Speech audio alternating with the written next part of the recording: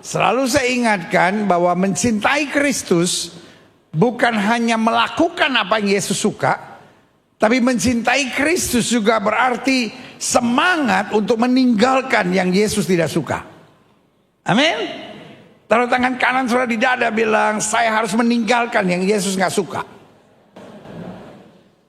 Dan kalau saya bicara tentang yang Yesus gak suka, bukan sekedar perzinahan.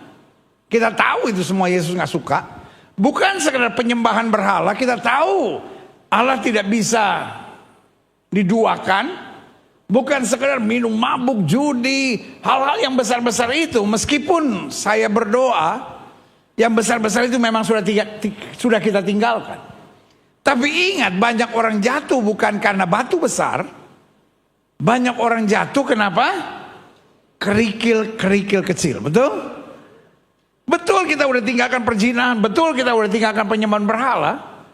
Tapi saya khawatir kita masih apa-apa tersinggung, apa-apa kepahitan, apa-apa kecewa, apa-apa khawatir.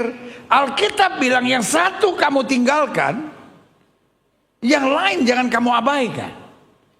Artinya apa? Setelah kita makin fokus melayani Tuhan, kita juga semakin fokus meninggalkan yang Yesus gak suka. Sehingga hari-hari kita makin berkenan dalam kemuliaan ya. Mereka tepuk tangan dan mereka buat Tuhan. Nah, hari ini secara khusus salah satu yang kita harus pelajari yang Yesus gak suka, jangan seperti orang munafik dalam doa. Saya percaya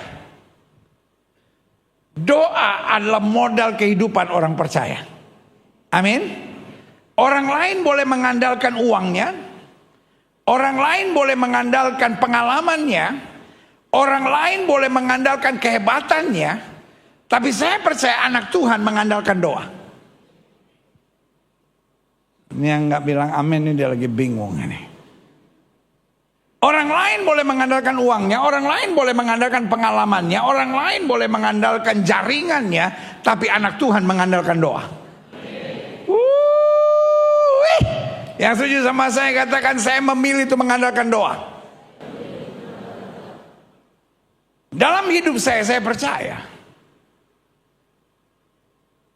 doa adalah kebutuhan yang paling utama. Sehingga saya berani simpulkan, doa membuat hidup kita jadi asik. Doa bukan berarti semuanya pasti beres. Doa bukan berarti semua bisa terjadi seperti yang kita harapkan. Doa bukan berarti semuanya pasti selesai. Tapi doa menjadikan hidup kita asik.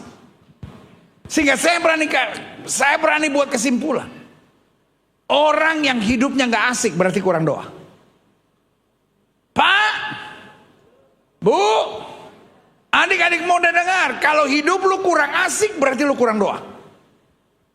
Setuju? Taruh tangan kanan saudara di dada, sama-sama bilang, kalau hidup gua kurang asik berarti gua kurang doa. Taruh tangan kanan saudara di dada, bilang, kalau hidup gua kurang asik berarti gua kurang doa.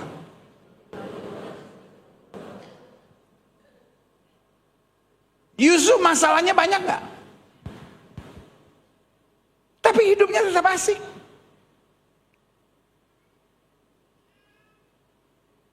Daniel berdoa gak?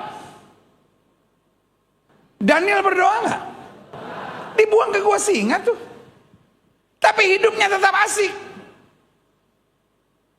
Daud berdoa gak? Tapi diserang sama Saul tuh. Harus berhadapan dengan Goliat tuh. Tapi hidupnya tetap asik. Amin. Sarah Meshach Abednego berdoa gak? Dibuang tuh ke dapur api yang dipanaskan 7 kali lipat. Tapi ini yang saya mau bilang, hidupnya tetap asik. Doa bukan berarti saya tidak punya masalah. Tapi doa berarti hidup kita asik dalam anugerahnya. Mereka tepuk tangan ya, mereka betul. Sebetulnya kalau hari ini saya langsung bilang amin, sudah cukup, sudah dapat berkat Tuhan. Cuman kalau saya bilang amin sekarang sudah pikir-pikir, Gilbert kenapa khotbahnya pendek banget hari ini? Ya, kan? Karena sebetulnya setiap sudah harus berjalan dengan keyakinan. Kalau saya suka berdoa maka hidup saya jadi asik. Pulang dari gereja sudah update status. Tulis, kalau hidup lu kurang asik berarti lu kurang doa. Hashtag sadar sendiri ya.